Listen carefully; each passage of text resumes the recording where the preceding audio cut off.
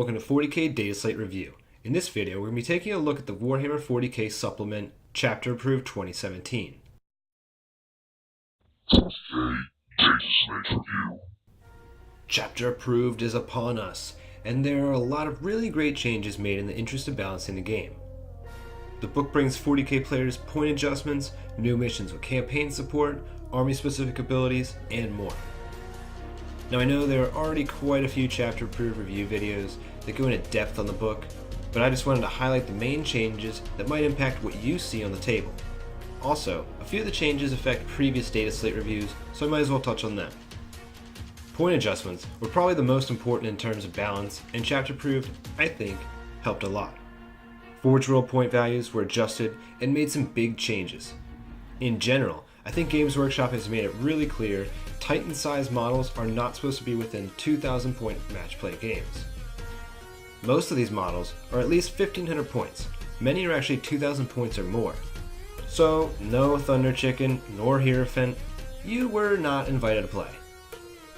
Two criminally undercosted characters saw a point increase, Raboot and Celestine. Both went up a fair amount of points and maybe a bit more reasonable and less ubiquitous. Raboot is up 25 and Celestine is up 50 points. Adeptus Astartes had a fair share of changes, both increases and decreases in points. Just about all Primaris Marines were decreased in points, and so were all Force Weapon variants. In addition, Storm Ravens took a reasonable increase of 20 points, and for whatever reason, Games Workshop decided to decrease Fire Raptor points. Adeptus Mechanicus received a ton of point decreases, which was actually quite surprising. The most surprising, seeing as Warhammer community advertised the exact opposite, was Belisarius Cawl reducing in points. Not sure Mr. Cawl needed it, he was pretty mean to begin with, but Admech players rejoice! Not only him, but all the HQ and troop choices saw point reductions. Cataphrons reduced by 5 points, and the Phosphor Blaster was lowered by 2, meaning a minimum-sized unit of destroyers saw a 21 point reduction. Another adjustment that affects a previous data slate review is the Eradication Beaver. This is one of the weapon choices for the Onager Dunecrawler, and is now quite viable. Basically, it's the poor man's neutron laser. Astra Militarum saw some interesting point changes. It seems like guard players are a bit sour. Meltaguns now have different point values depending on the unit's ballistic skill. Primaris Psychers and Astropaths saw increases in cost along with the Taurox Prime, Manticore, and a couple other vehicles. For some people, the final nail in the conscript's coffin was put in chapter approved. I don't agree with this position. They are now 4 points, making them as expensive as a guardsman. Will we still see conscripts? Yes. Imperium armies will still definitely use them as screens. But will they be the preferred Astra Militarum troop choice? Maybe not. But as an Admech player, if I could pay 120 points for a 30-man unit, I could care less what it does. Space Marine and Eldar players would probably agree. In addition to these changes, there is a long list of Forge World Imperial armor changes, including Elysian, Deathcore, and Renegades. The most important Renegades change was Malefic Lords. These suckers are now 80 points, which is actually balanced. Chaos Space Marines saw some welcome point decreases. Hellbrutes now have a discounted price for taking 2 fists. Mutilators, Defilers, and Sorcerers and Terminator armor had the biggest drop in points. The Khorne Lord of Skulls was the only model that received an increase in points, albeit a comparatively small one. Death Guard players will have quite a few more points to spend after some decreases. In addition to all the changes to Chaos Space Marines, some of their unique models changed. Plague Marines, Lords of Contagion, and Deathshroud Terminators were the big winners here. Orcs got a few solid point decreases.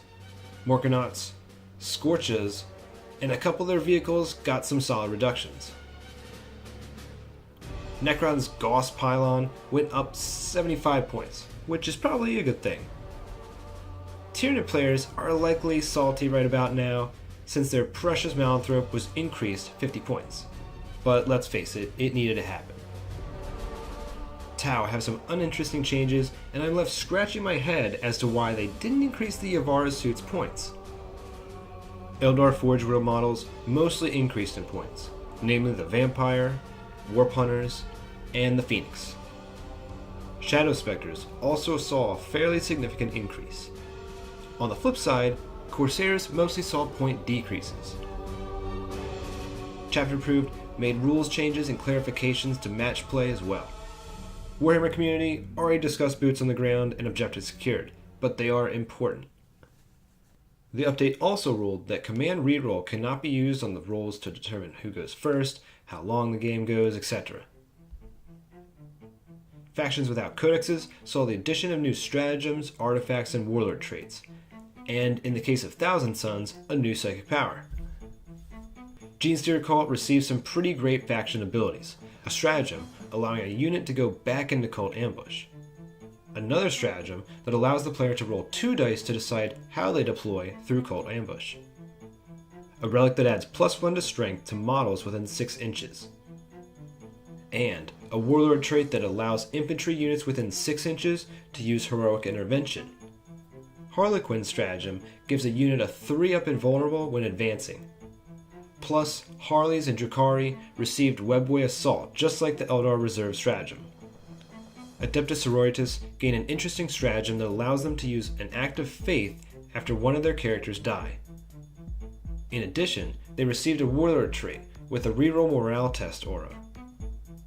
Space Wolves received 2 appealing stratagems, one allowing an infantry unit to go into reserves and another to allow bolt weapons to be shot while in combat.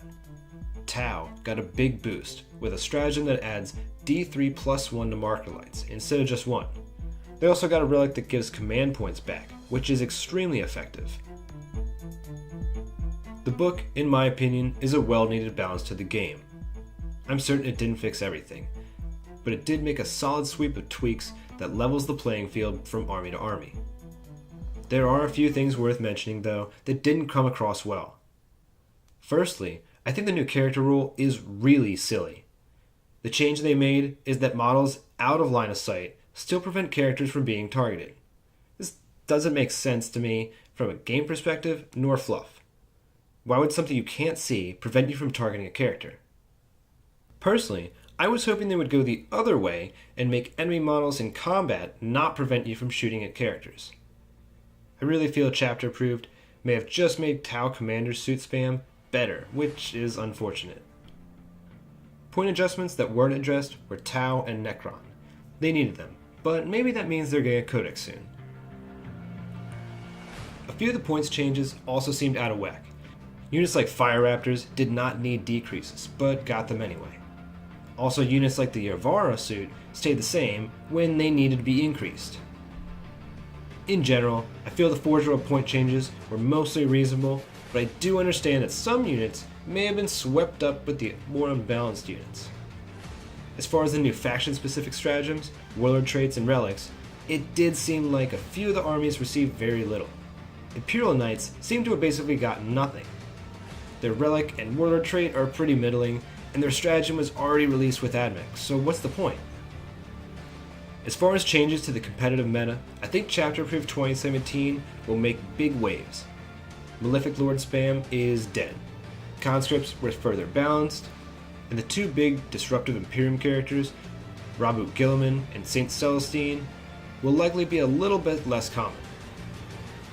Primaris Marines, Space Wolves, Tau, and Genestealer Cult saw some pretty big enhancements, so I wouldn't be surprised seeing more of them on the table. I do understand that some players are disappointed, so let me know what you didn't like about the book as well as what you did. Also, let me know your favorite point changes and or your least favorite point changes. Leave your suggestions for units and tactics you'd like to see reviewed on the channel, and all your other thoughts in the comments below, and thanks for watching.